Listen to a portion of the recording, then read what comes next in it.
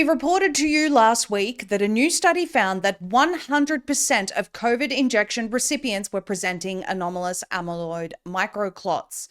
This is obviously a worldwide catastrophe that needs to be addressed immediately before we have some sort of mass extinction event. Well, Nicolas Hulscher, epidemiologist and administrator at the McCullough Foundation, has just posted a follow-up study that has found that Nattokinase dissolves 84% of amyloid microclots within 2 hours in vitro. This is obviously absolutely groundbreaking research and could mean that millions of lives could be spared. Nicolas Hulscher joins us now to discuss. Nicolas Hulscher, thank you so much for joining us today. This is a very, very important broadcast. So last week we covered this story about 100% of patients who've received the COVID injections having been found to have anomalous amyloid microclots, but we do seem to have some very good news for these people. So first and foremost, just briefly take us through what this study found about 100% of people having these.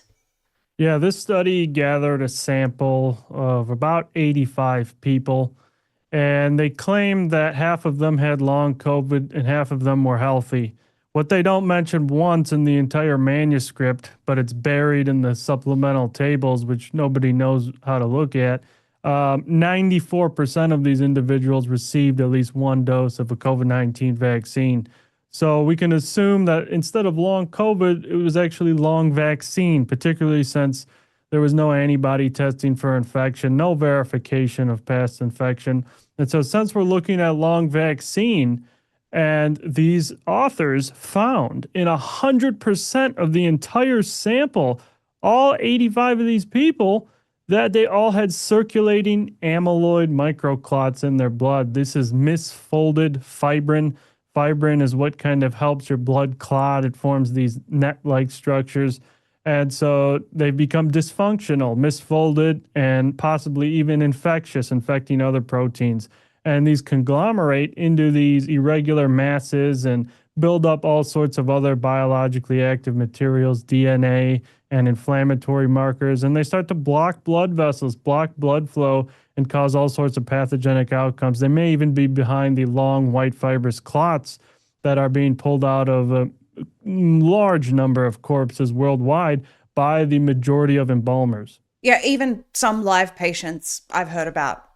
Nicolas, some people who, it's not just corpses, people that have had blood transfusions, they've seen those clots inside the blood transfusions. And my question is, could this also potentially be linked to the aggressive cancers that we're seeing? Yeah, it's possible. It's possible that this is playing a role. We don't know, unfortunately, because this appears to be a new form of pathology that nobody's really studying. And, it is possible it's in both vaccinated and in some unvaccinated individuals. There was 4 unvaccinated people in this study, and they did also have these clots. But the problem is we don't know the differences between them because the authors were heavily biased. So what needs to happen now? We need to immediately investigate this entire pathology that appears to be affecting a very large proportion of the entire population. Let me ask you, is it possible that that is because of shedding? Yes, exactly. That's one of the main plausible reasons behind why some unvaccinated individuals have it.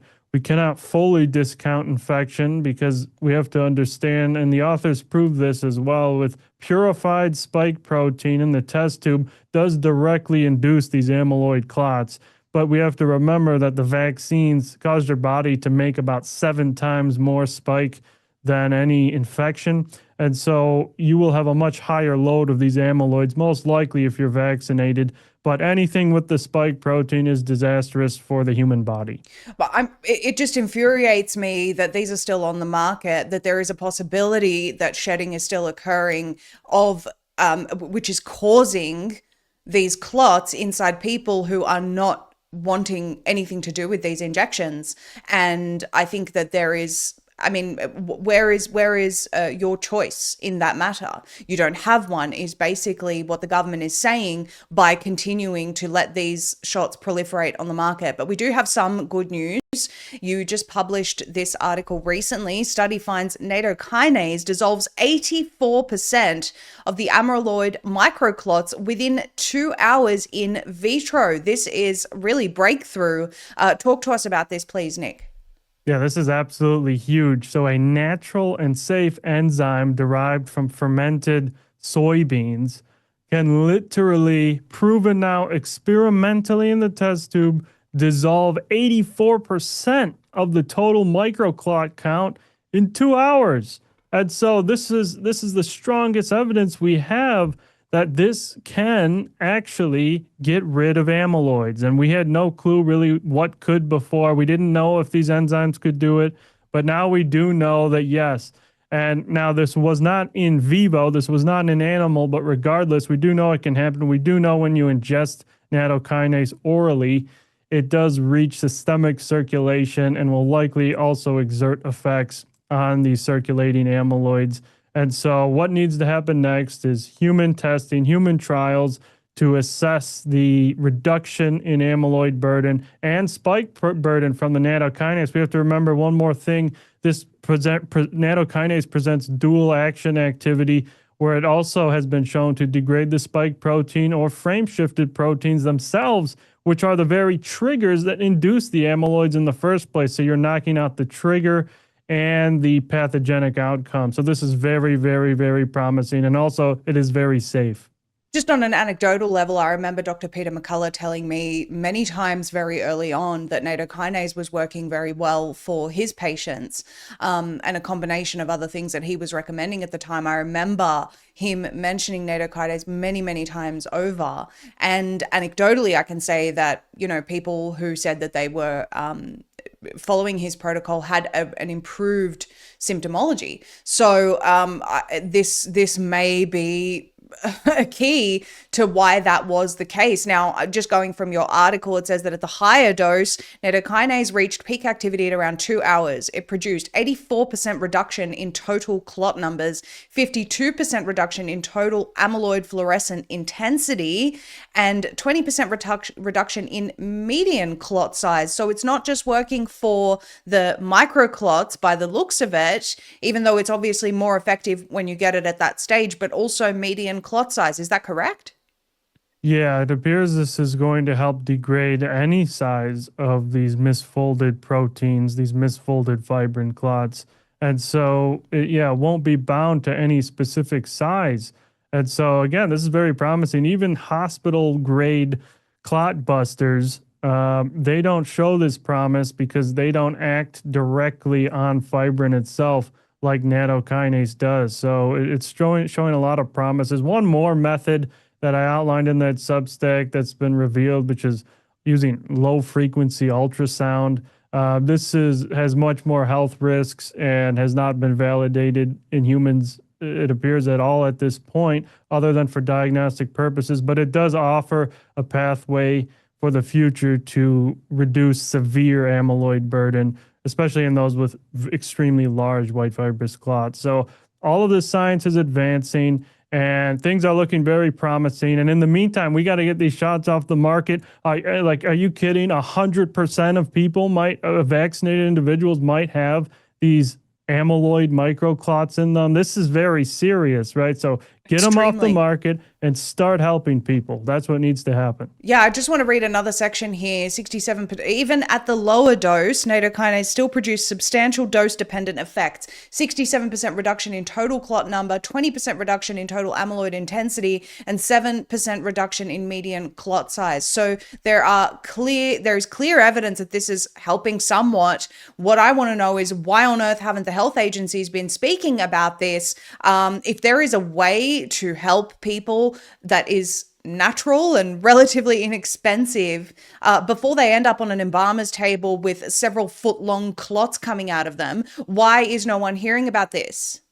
Yeah, that's a great question. We have to remember former Air Force Major Tom Haviland, he's sent many emails to top officials in HHS. They don't respond.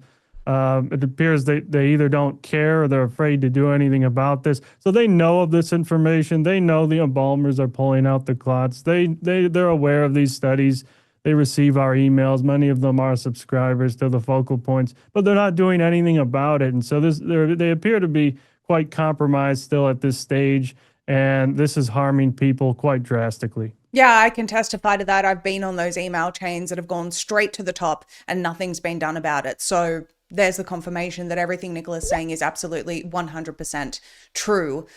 They are aware and nothing's being done about it. And I'm disgusted in that. But what I'm extremely encouraged about is that people like you are bringing this information to the public, something that is so desperately needed. When I posted, when we covered that story last week about 100% of recipients having these microclots, people said, well, what do we do about it? And so now there is some hope. What we need is more attention on that hope and getting people better, like I said, so they don't end up on embalmers' tables with no explanation from the authorities. I mean, this needs to stop. The shots need to come off the market. We're not giving up that fight because, as I said, and please understand, everyone, what I'm saying here. If we're seeing this, as Nicolas mentioned in that study, even the unvaccinated patients had this problem. So if we're seeing this in unvaccinated people, sure, it may be from infection, but it could also be from shedding. And why should we, people who lost so much to not get injected, people who didn't compromise, people who lost their homes, their jobs, their families over this decision, now have to be subjected to this gross experiment because of shedding? It needs to stop. So I'm very grateful for you. You can follow at Nick Hulscher. That's at Nick Hulscher on X, and also thefocalpoints.com. Subscribe, because as far as I know, no one else is covering this en masse like Nick and the McCullough Foundation are. So we're very grateful for you. Thank you so much. And I hope to see more attention on this method that's helping people, because we need it. Well, thanks for having me. And we're not going to stop in this fight. We're going to keep finding solutions for people, and we're going to keep uncovering these long-term harms as our government fails to do so. Thank you so much, Nick. Really appreciate you and the McCullough Foundation. Let's talk to you soon. Thank you.